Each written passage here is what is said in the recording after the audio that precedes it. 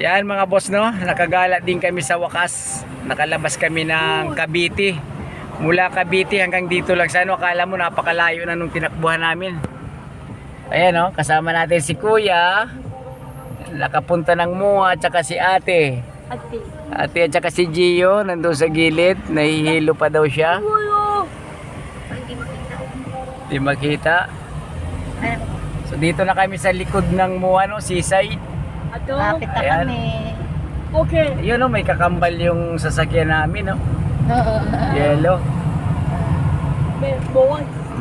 Yan mga boss, no, pagka no, may time, pasyal din natin kahit papano yung mga anak natin, ano, para hindi laging nasa bahay, May na ano, lagi sa loob ng bahay.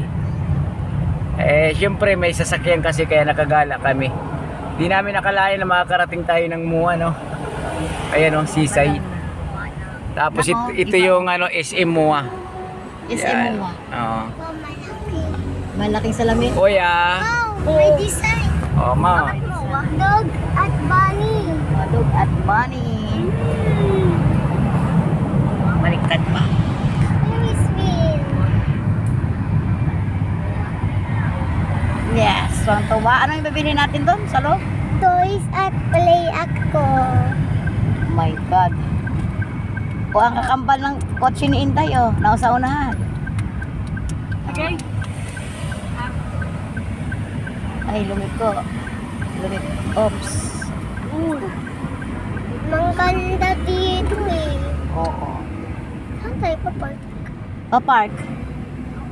Paparking. Tayo. Twank. Ikot pala siya doon.